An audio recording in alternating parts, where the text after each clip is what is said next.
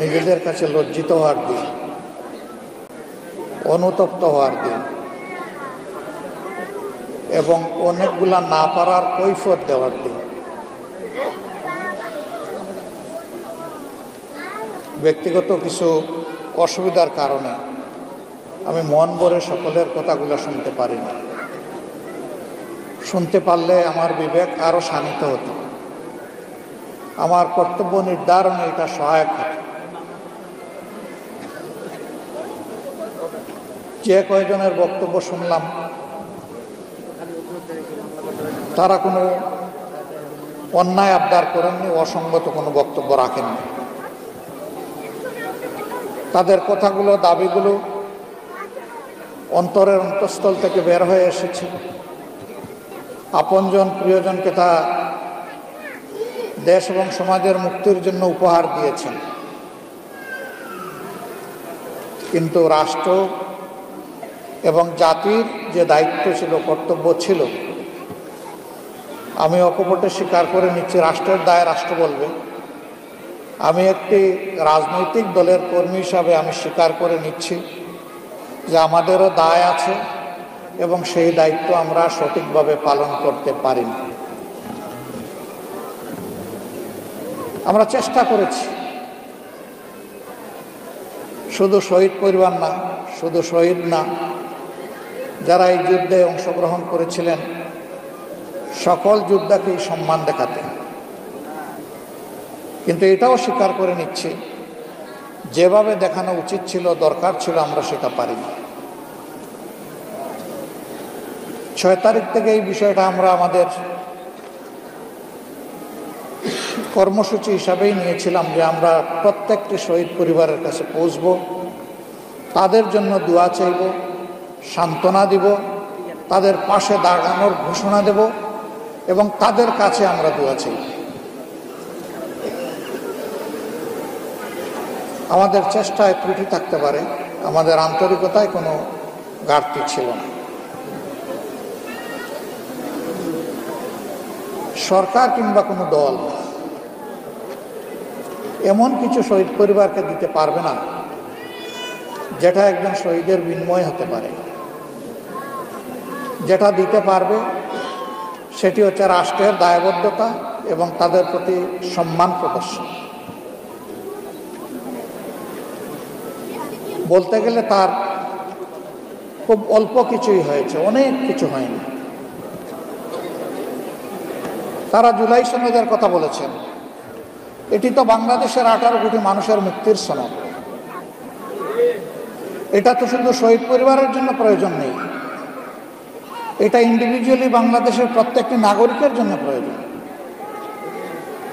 তাহলে এই সনদটা কে করবে? 18 কোটি মানুষ মিলে করবে? তার কোনো সুযোগ নেই। দেশে যদি পার্লামেন্ট থাকতো, এটা পার্লামেন্টের কাছে আমাদের দাবি হতো। পার্লামেন্টের অবর্তমানে এই দায় হচ্ছে রাজনৈতিক দলগুলোর। সরকার ঐকমত্য কমিশন গঠন করেছেন, সেখানে দিনের পর দিন, ঘন্টার পর ঘন্টা আলোচনা হচ্ছে, কিন্তু অগ্রাধিকার পড়ে আছে পিছনে, সেটা হচ্ছে না। রাজনৈতিক দলগুলোর আমাদের চিন্তা করা উচিত, এই যে আজকে আমরা ঐকমত্য কমিশনে বসি, যদি জুলাই যোদ্ধারা জীবন বাজি রেখে তাদের জীবন দিয়ে আমাদেরকে পরিবর্তন এনে না দিতেন, আমরা এখানে বসতাম নাকি আমরা কেরানীগঞ্জে থাকতাম, আমরা কাশেমপুরে থাকতাম? আমরা এত তাড়াতাড়ি ভুলে যাই কিভাবে? আমরা তো মাসের পর মাস সেখানে ছিলাম। আজকে এখানে জুলাই যোদ্ধাদের পাশাপাশি এই দেশেরই গর্বিত অনেক নাগরিক, যাদেরকে বছরের পর বছর গুম করে রাখা হয়েছিল, পৃথিবীর ইতিহাসের কুখ্যাত আয়নাগরে, তারাও কেউ কেউ এখানে উপস্থিত আছেন। যারা শহীদ হয়েছেন, যাদেরকে খুন করা হয়েছে, তাদের সকলের পরিবার তাদের ঠিকানা খুঁজে এখনো পায়নি। আর যারা আয়নাগরে ছিলেন, তাদের পরিবার জানতোই না তারা বেঁচে আছেন নাকি দুনিয়া থেকে বিদায় নিয়েছেন। এমন একটি জল্লাদ সরকারের হাত থেকে যারা মুক্তি এনে আমাদের হাতে তুলে দিল, আমরা ভুলে যাচ্ছি কেন তাদেরকে? ইতিহাস আমাদেরকে ক্ষমা করবে না। আগামীর প্রজন্ম আমাদের কাছ থেকে কড়ায় গণ্ডায় তার হিসাব নেবে।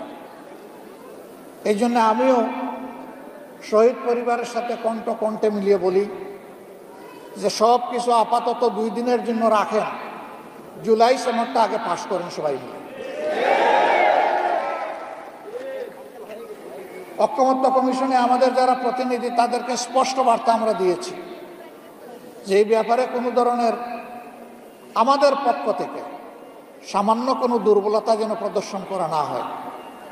অন্যান্য দলগুলোকে আমি আহ্বান করব, ক্ষমতায় কে যাবে না যাবে আল্লাহ তাআলা এটা ডিসাইড করবেন।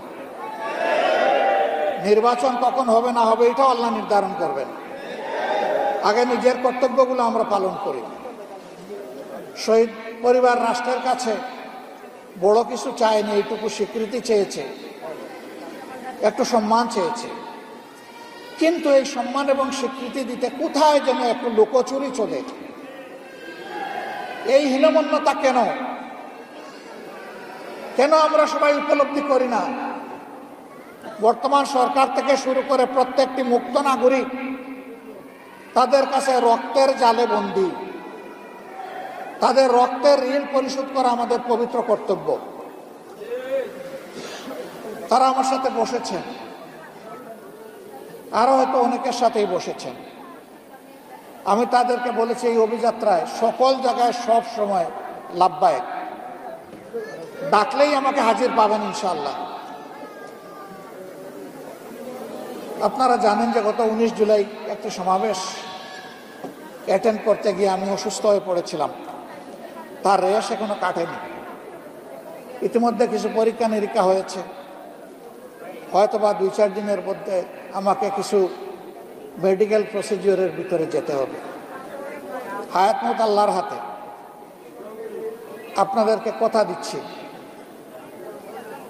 আমরা আপনাদেরই একজন। আমাদেরকে আপনাদের সব পরিবার থেকে আলাদা করে ভাববেন না, মেহেরবানি করে। আমরা আপনাদেরকে ঘরে ঘরে গিয়ে অনুরোধ জানিয়েছি, আপনাদের সুখের দিনে আমাদেরকে স্মরণ না করলেও চলবে, কিন্তু দুঃখের দিনে আমরা যেন একটু পাশে দাঁড়াতে পারি, এইটুকু খবর আমাদেরকে দিয়ে, ইনফরমেশন দিয়ে আমাদেরকে কৃতজ্ঞ করবেন। আমরা ওয়াদাবদ্ধ, আমরা আছি, আমরা থাকবো ইনশাআল্লাহ। আমি ঘুরে ঘুরে সারা বাংলাদেশে যেখানে গিয়েছি শহীদ পরিবারের সাথে মিলিত হয়ে তাদের দোয়া নেওয়ার চেষ্টা করেছি।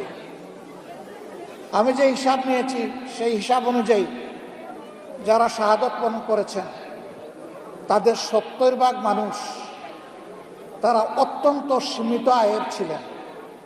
তাদের নুন আনতে পান্তা ফুরাতো, কিন্তু তারা জাতির জন্য জীবন দিতে 1 সেকেন্ডে তারা দ্বিধাবোধ করেনি। এখন তাদের দায়িত্ব এই দেশবাসীকে, বিশেষ করে সরকারকে নিতে হবে।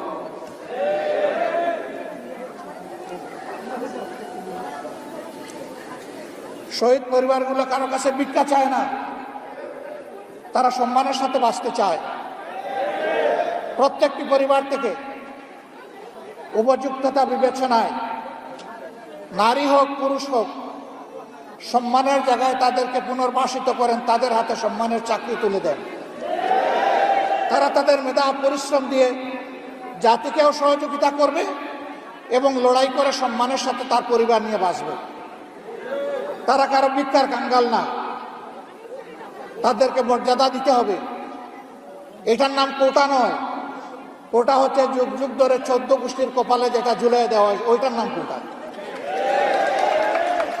এটা তারা আমাদের কাছে চায়নি, এটা আমাদের কর্তব্য, এটা তাদের হাতে তুলে দিতে হবে। আফসোস, 1 বছর চলে গেল, সরকার কেন সমস্ত শহীদদের প্রোফাইল তুলে আনতে পারল না? আমি বিস্মিত। আমরা তখন চিন্তা করলাম কেউ না করুক, অন্তত জীবন্ত এই দলিলটা বেঁচে থাকুক। আমরা চেষ্টা করেছি ঘরে ঘরে জনে জনে গিয়ে খোঁজখবর নিয়ে শহীদদের একটা ছোট্ট ইতিহাস, একটা স্মরণিকা তৈরি করতে। প্রথম 10 ভলিউমে এটা তৈরি হয়েছিল, আরও 2টা ভলিউম আলহামদুলিল্লাহ ইতিমধ্যে কমপ্লিট হয়েছে, তার বাংলা ইংলিশ ভার্সন হয়েছে। আমাদের প্রক্রিয়া চলমান থাকবে। 5 বছর পরেও যদি জুলাই কোনো শহীদের খবর পাই, তাও উঠে আসবে ইনশাআল্লাহ। আমরা চাই আমাদের শহীদরা অম্লান হয়ে থাকুক। এবার আমরা হাত দিয়েছি 30,000-এর কম বেশি যারা ক্রিটিক্যালি ইনজিওর্ড হয়ে, অনেকেই পঙ্গু হয়ে, চোখ হারিয়ে, পা হারিয়ে, হাত হারিয়ে, মেরুদণ্ডে বুলেট বিদ্ধ হয়ে হাসপাতাল কিংবা নিজের ঘরের বিছানায় প্যারালাইজড হয়ে পড়ে আছেন, তাদেরকে তুলে আনার কাজ আমরা ইতিমধ্যে শুরু করেছি। তারও 2টি ভলিউম ইতিমধ্যে সম্পন্ন হয়েছে। আমাদের ধারণা এটা 100 ভলিউমে কমপ্লিট হবে ইনশাআল্লাহ। সরকার করুক না করুক, একটা দায়িত্বশীল সংগঠন হিসেবে আমরা এটা চালিয়ে যাব। এই পরিবারগুলোকে গর্বের সাথে বুকে নিয়ে আমরা বাঁচতে চাই, আমরা বাংলাদেশকে নিয়ে দাঁড়াতে চাই। সম্মানিত শহীদ পরিবার, সিদ্ধান্ত যার যার, বাংলাদেশ জামাতে ইসলামের অঙ্গীকার, আপনাদের পাশে আছি, আপনাদের পাশে থাকবো ইনশাআল্লাহ। আমাদের ঈদ হলে আপনাদেরও ঈদ হবে, আমাদের বাচ্চারা লেখাপড়া করলে আপনাদেরও বাচ্চাদের লেখাপড়া হবে ইনশাআল্লাহ। এই ক্ষেত্রে যদি আমাদের সব কিছু উজাড় হয়ে যায়, প্রয়োজনে জাতির জন্য এই ঋণ পরিশোধ করার জন্য ভিক্ষা করব, তারপরে আপনাদের পাশে থাকবো ইনশাআল্লাহ। আপনাদের একটুখানি দোয়া ভালোবাসা চাই, যে কথাগুলা বলি এইগুলো যেন মিথ্যায় পর্যবসিত না হয়, এটা যেন সত্য প্রমাণিত হয়। আপনারা দোয়া করবেন। এখানে ট্রাইব্যুনালের সম্মানিত চিফ প্রসিকিউটর আছেন, এই মামলাগুলো তারা হ্যান্ডেল করছেন। আমি জানি তারা দিনরাত খেটে চেষ্টা করছেন, গলদ ধর্ম হয়ে চেষ্টা করছেন, কিন্তু এ পর্যন্ত জাতির দৃশ্যমান কিছু দেখতে পায়নি।